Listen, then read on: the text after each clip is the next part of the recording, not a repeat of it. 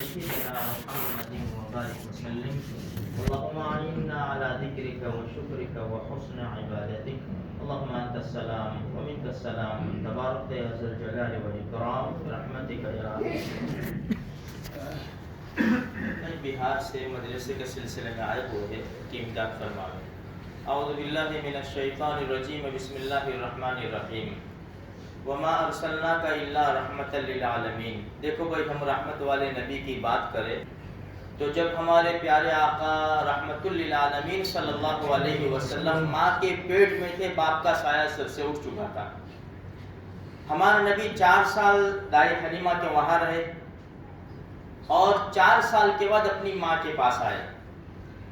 ماں کی عمر 6 سال کی تھی کہ ماں نے بھی دنیا کو خیر باد کہا اور وہ بھی تشریف لے چلی. ماں کے بعد دادا کی پرورش میں آئے.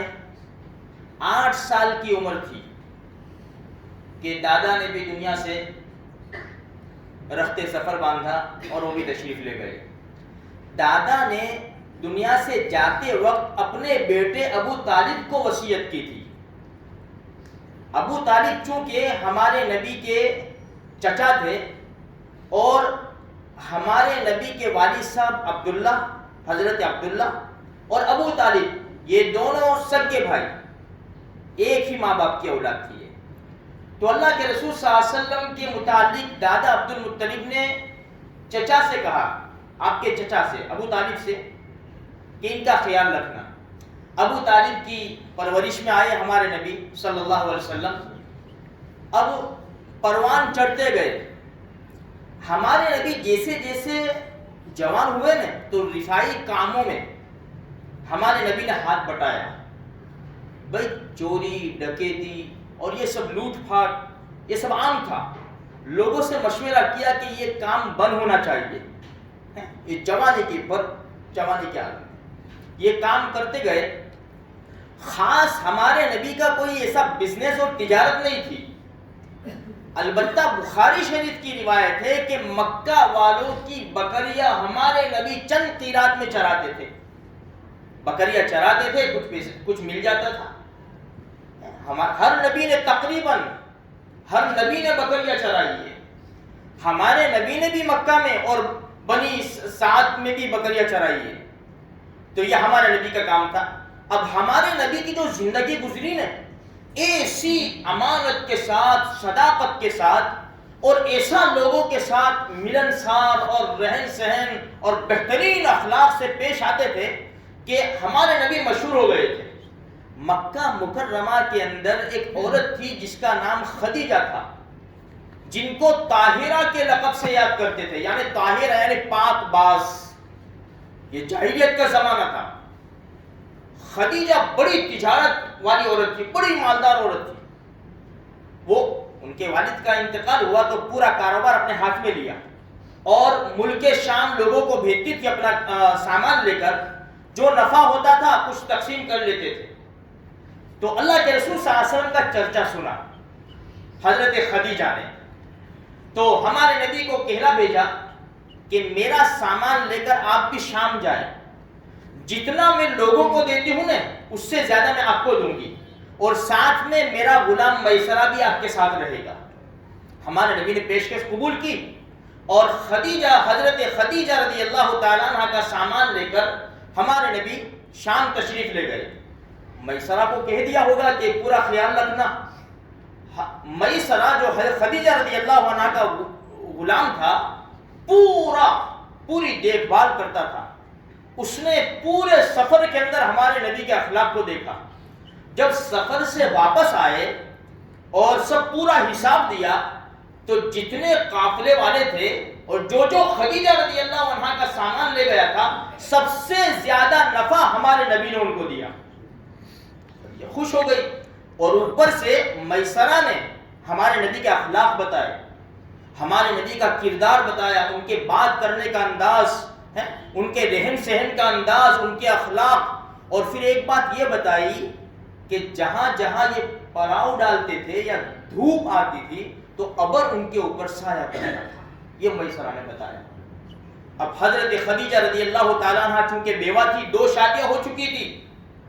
خدیجہ رضی اللہ تعالیٰ عنہ کی بہت سے بڑے بڑے مالداروں نے نکاح کے پیغام دیے تھے حضرت خدیجہ رضی اللہ تعالیٰ عنہ کو، لیکن کسی سے نکاح نہیں کیا۔ اب خود نے دیکھا کہ بھائی یہ شخصیت تو بڑی اونچی ہے اور بڑے اچھے آدمی ہیں، تو اپنی سہیلی نفیسہ ان سے بات کی حضرت خدیجہ رضی اللہ تعالیٰ عنہ نے، اور سیدھا پیغام ہمارے نبی کو پہنچا کہ بھائی میں چاہتی ہوں کہ آپ سے نکاح کروں۔ ہمارے نبی نے اپنے چچا سے بات چیت کی، سب بات چیت پوری ہو گئی اور طے ہو گیا کہ نکاح ہو جائے۔ تو ایک جگہ جمع ہوئے، چچا ابو طالب نے خطبہ پڑھا اور نکاح پڑھا دیا۔ حضرت خدیجہ رضی اللہ تعالی عنہ کی عمر اس وقت 40 سال تھی اور ہمارے نبی کی عمر 25 سال، 15 سال کا فرق تھا۔ اچھا، جب نکاح ہو گیا تو سب سے پہلے بیٹے قاسم رضی اللہ تعالیٰ عنہ وہ پیدا ہوئے۔ جیسے کل بتایا تھا نا، ہمارے نبی کا جو کنیت اور لقب تھا وہ ابو القاسم کے نام سے مشہور ہوئے۔ اچھا، پہلا لڑکا پیدا ہوا اور اس کے بعد 4 لڑکیاں حضرت خدیجہ رضی اللہ تعالیٰ عنہ سے، حضرت زینب رضی اللہ تعالیٰ عنہ، حضرت رقیہ رضی اللہ تعالیٰ عنہ، حضرت ام کلثوم رضی اللہ تعالیٰ عنہ اور حضرت فاطمہ رضی اللہ تعالیٰ عنہ۔ اور ان 4 لڑکیوں کے بعد پھر ایک لڑکا پیدا ہوا عبداللہ رضی اللہ تعالیٰ عنہ، جن کو طیب اور طاہر بھی کہا جاتا تھا۔ یہ 6 بچے حضرت خدیجہ رضی اللہ تعالیٰ عنہ سے پیدا ہوئے اور ایک بیٹے حضرت ابراہیم رضی اللہ تعالیٰ عنہ جو آپ کی باندی تھی ماریہ قبطیہ رضی اللہ تعالیٰ عنہ ان سے پیدا ہوئے۔ 7 اولاد تھی، 7 میں سے 6 حضرت خدیجہ رضی اللہ تعالیٰ عنہ سے پیدا ہوئی۔ 3 بچے، 3 لڑکے، جو 3 لڑکے تھے وہ بچپن ہی میں دنیا سے پردہ فرما گئے۔